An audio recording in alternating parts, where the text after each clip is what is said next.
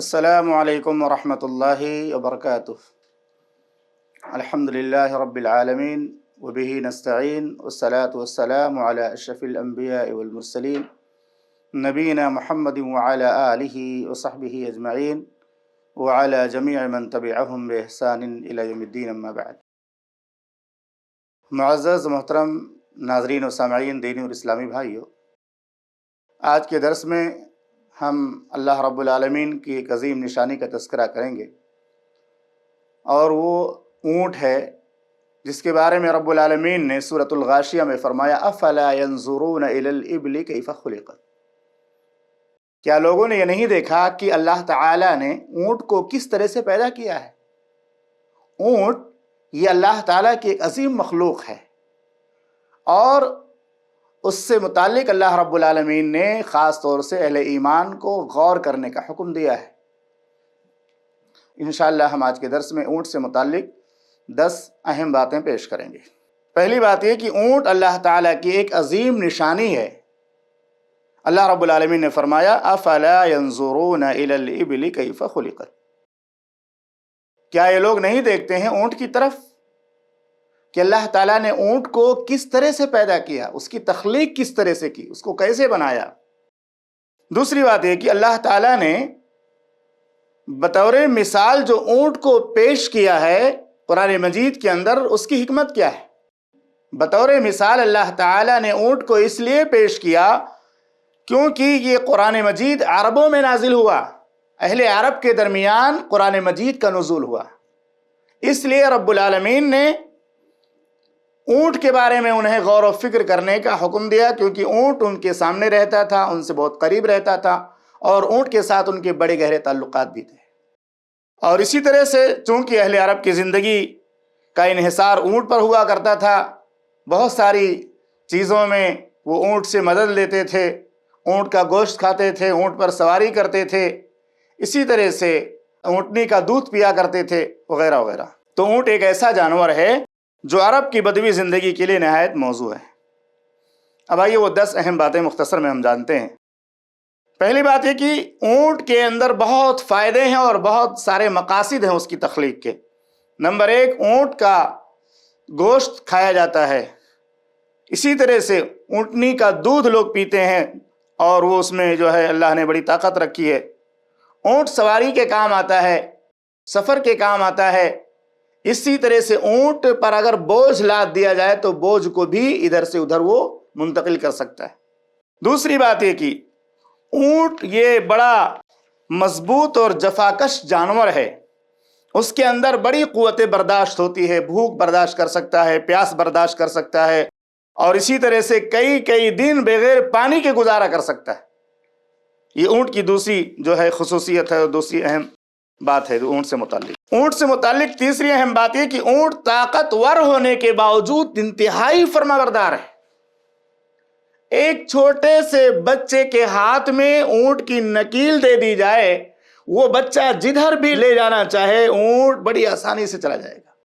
ایک چھوٹے سے بچے کے ہاتھ میں نکیل دی جائے، وہ بچہ اس نکیل کو پکڑ لے، اتنا بڑا اونٹ اسی بچے کے اشارے سے جدھر وہ بچہ لے جانا چاہے وہ چلا جائے گا، چلتا جائے گا جدھر وہ بچہ لے جانا چاہے گا۔ اور یہ اللہ کی بہت بڑی نشانی ہے کہ اللہ تعالیٰ نے ہمارے لیے اتنے بڑے جانور کو مسخر کر دیا کہ ایک ہمارا بچہ بھی چھوٹا اس کی اگر رسی اور اس کی نکیل پکڑ لے تو جدھر وہ چاہے لے جا سکتا ہے۔ چوتھی بات یہ کہ اونٹ کی غذا انتہائی سستی ہے اور اس کا حاصل کرنا انتہائی آسان ہے۔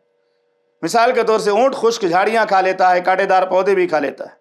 پانچویں بات یہ کہ ماحولیاتی ہم آہنگی، اونٹ یہ صحرا کے طوفانوں سے بچنے کے لیے بہت ہی موزوں جانور ہے، یعنی اللہ تعالی نے اونٹ کو انتہائی مضبوط بنایا ہے۔ صحرا کے طوفانوں سے بچنے کے لیے اللہ تعالی نے اس کی پلکیں اور اس کی ناک اور کان کا جو نظام رکھا ہے بڑا مضبوط رکھا ہے، اور ہر طرح سے اس کو محفوظ بنایا ہے۔ نمبر 6، اونٹ صحرا میں لمبے سفر طے کر لیتا ہے، اسی لیے اونٹ کو صحرائی جہاز بھی کہا جاتا ہے۔ کیا کہا جاتا ہے اونٹ کو؟ صحرائی جہاز بھی کہا جاتا ہے۔ نمبر 7، بیٹھنے اور اٹھنے کی عجیب ساخت ہے اونٹ کے اندر۔ اونٹ اگر بیٹھا ہو اور اس پر بھاری بوجھ رکھ دیا جائے، اونٹ اگر بیٹھا ہو اور اس پر بھاری بوجھ رکھ دیا جائے تو ایک بارگی اٹھ کر کھڑا ہو جائے گا۔ آج کل کسی جو ہے گاڑی کو لوڈ کرنے کے لیے چھوٹی گاڑی بغل میں رکھنی پڑتی ہے کہ اس پہ چڑھ کر کے اس کو لوڈ کیا جاتا اس تک پہنچنے کے لیے، لیکن اونٹ کو بٹھا دو اور بوجھ لاد دو، اشارہ کر دو، فوراً کھڑا ہو جائے گا اور جو چیز آپ لا دیں گے اس کو لے کر چلنے لگے گا۔ 8ویں چیز ہے کہ اونٹ کا جسم پانی کی بہت کم مقدار خارج کرتا ہے۔ اونٹ پانی کو لیتا ہے اور بہت دنوں تک اس سے فائدہ اٹھاتا ہے۔ اونٹ کے جسم سے جو پانی باہر نکلتا ہے فضلے کی شکل میں، اس کی مقدار بہت تھوڑی ہوتی ہے، تو یہ کہتے ہیں اونٹ کا جسم پانی کی بہت کم مقدار خارج کرتا ہے، یہاں تک کہ شدید گرمی میں بھی اسے پسینہ بہت کم آتا ہے، اس طرح اس کے جسم سے پانی کا ضیاع بہت کم ہوتا ہے۔ نمبر 9، اونٹ ایک ایسا جانور ہے جو ایک بارگی یعنی ایک بار میں ایک نشست میں 100 لیٹر یا اس سے زیادہ پانی پی سکتا ہے، اور وہ پیٹ اللہ نے اس کا اسی طرح سے بنایا ہے کہ وہ پانی اس کے اندر محفوظ رہتا ہے اور تھوڑا تھوڑا کر کے وہ یوز ہوتا ہے، اس کے جسم کے اندر اس کے چلنے پھرنے کی جو طاقت اس کو لگتی ہے اس میں استعمال ہوتا ہے۔ تو کہتے ہیں اونٹ ایک بار 100 لیٹر یا اس سے زیادہ پانی پی سکتا ہے، جو اس کے جسم کے خون میں خلیات اور بافتوں میں مؤثر انداز میں تقسیم ہوتا جاتا ہے۔ نمبر 10، اونٹ کے نتھے اور ناک اس طرح بنے ہیں، اس کی جو ناک ہے اور اس کا جو نتھا اس طرح اللہ تعالیٰ نے بنایا ہے کہ سانس کے ساتھ خارج ہونے والے بخارات بھی واپس جذب ہو جاتے ہیں۔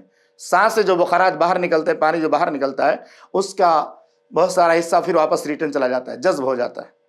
اسی طرح سے یہ 10 باتیں ہو گئی۔ اسی طرح سے اونٹ کے بارے میں ایک اہم جو ایک اعتراض بہت سارے لوگ کرتے ہیں یا ذہن میں آتا ہے ایک سوال کہ اونٹ کو اللہ تعالیٰ نے آسمان، پہاڑ اور زمین جیسی عظیم مخلوقات کے ساتھ ذکر کیوں فرمایا؟ سورہ غاشیہ کی جو آیت میں نے تلاوت کی ہے، افلا ينظرون الى الابل كيف خلقت والى السماء كيف رفعت والى الجبال كيف نصبت والى الارض كيف سطحت، اس میں اللہ رب العالمین نے اونٹ کا جو تذکرہ کیا ہے وہ آسمان کے ساتھ اور اسی طرح سے زمین اور پہاڑ وغیرہ کے ساتھ کیا ہے۔ تو ایسا کیوں کیا؟ ایک ہی آیت میں اونٹ کے ساتھ زمین اور آسمان اور پہاڑ وغیرہ کا ذکر کیوں کیا؟ علماء بیان کرتے ہیں مفسرین کہ اس کے بعد آسمان، پہاڑ اور زمین کا ذکر بھی آیا تاکہ انسان کائنات کے نظام میں توازن اور حکمت اور تدبیر کا مشاہدہ کر سکے کہ جس چیز کی جیسی جیسی ضرورت تھی اللہ تعالیٰ نے ویسا پیدا کر دیا، یعنی انسانوں کو جس چیز کی ضرورت تھی اللہ تعالیٰ نے ایسے ان چیزوں کو پیدا کیا۔ تو یہ آسمان اور زمین اور اسی طرح سے پہاڑ اور اونٹ، یہ سب اللہ رب العالمین کی تخلیق کردہ ہے، اللہ تعالیٰ نے انہیں پیدا کیا ہے اور سب کی پیدائش میں کچھ نہ کچھ حکمت ہے۔ مثال کے طور سے آسمان کو اتنا بلند اللہ نے بنایا اور اتنا اونچا بنایا اور کوئی ستون ہی نہیں اس کا، بغیر کسی ستون اور کھمبے کے اتنا اونچا آسمان کھڑا ہے۔ پہاڑ زمین کے استحکام کے لیے اللہ نے گاڑ دیا کہ زمین کی حرکت نہ ہو، زمین ہلنے نہ پائے، زمین کی حرکت سے لوگوں کو پریشانی ہوگی، اور پانی کا ذخیرہ بھی بہت سارے پہاڑوں کے اندر موجود ہے۔ اسی طرح سے زمین مسطح اور قابل رہائش اللہ نے بنائی ہے، اور اس کے اندر اللہ تعالیٰ نے صلاحیت رکھی ہے کہ جیسے آسمان سے بارش کا پانی نازل ہوتا ہے، خاص طور سے بارش کے پانی سے زمین لہلہا اٹھتی ہے اور سبزیاں اور اسی طرح سے تمام نباتات اگ جاتے ہیں۔ اونٹ سے متعلق امام رازی رحمہ اللہ فرماتے ہیں کہ اللہ تعالیٰ نے اونٹ کا ذکر اس لیے کیا کہ یہ حیوان اہل عرب کی زندگی میں سب سے اہم تھا اور ہر سفر میں ان کی نگاہ اس پر پڑتی تھی۔ امام قرطبی رحمہ اللہ فرماتے ہیں اونٹ اللہ کی خلقت کی ایک عظیم نشانی ہے کیونکہ اس میں اللہ کی کئی حکمتیں جمع ہیں۔ نمبر 1، اونٹ بڑا طاقتور ہوتا ہے۔ اونٹ بڑا طاقتور ہوتا ہے۔ اونٹ کے اندر صبر کا مادہ بہت زیادہ پایا جاتا ہے، بھوک اور پیاس کافی وقت تک برداشت کر سکتا ہے۔ اونٹ بڑا نرم طبیعت کا ہوتا ہے، تابع دار ہوتا ہے، اور بھی بہت سارے فائدے ہیں۔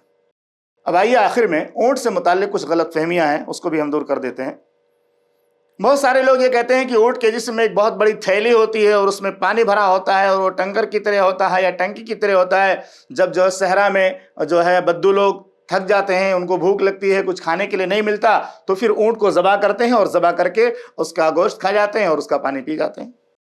تو علماء لکھتے ہیں کہ یہ بات سائنسی لحاظ سے درست نہیں ہے کہ اونٹ کے جسم میں الگ سے کوئی ٹنکی یا الگ سے کوئی جو ہے تھیلی پانی ذخیرہ کرنے کے لیے اونٹ کے جسم میں نہیں ہوتی۔ اونٹ کا خون غیر معمولی صلاحیت رکھتا ہے، وہ زیادہ مقدار میں پانی جذب کر لیتا ہے۔ اونٹ کا خون جو ہے اس کے اندر بھی اللہ نے صلاحیت رکھی ہے کہ اس کا خون جو ہے غیر معمولی صلاحیت رکھتا ہے اور وہ زیادہ مقدار میں پانی جذب کر لیتا ہے۔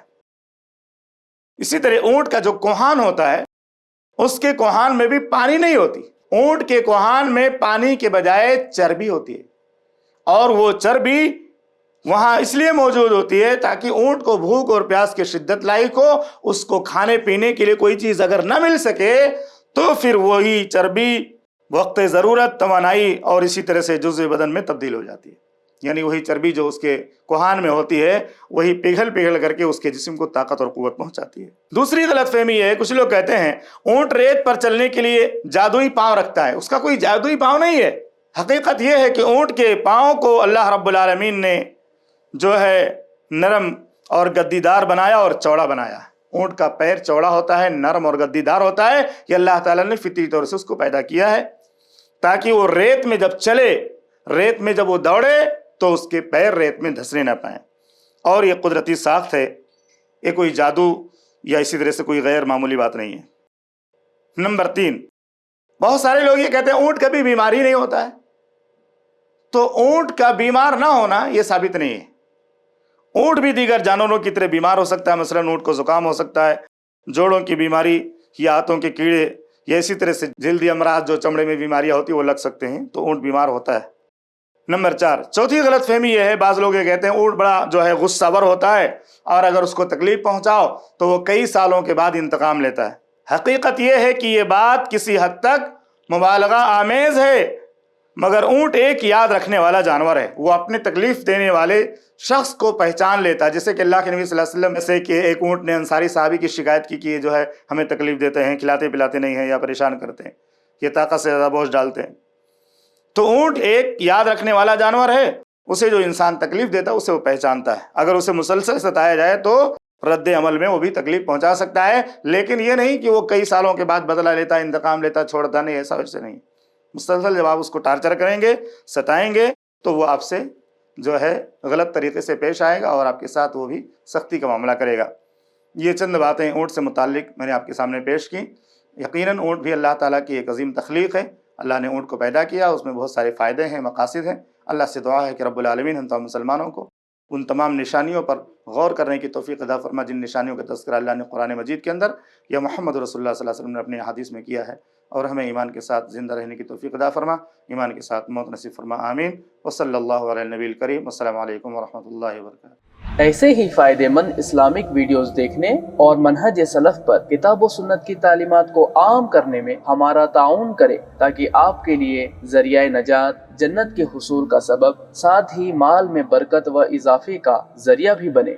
आमीन। जज़ाकल्लाहु खैरन।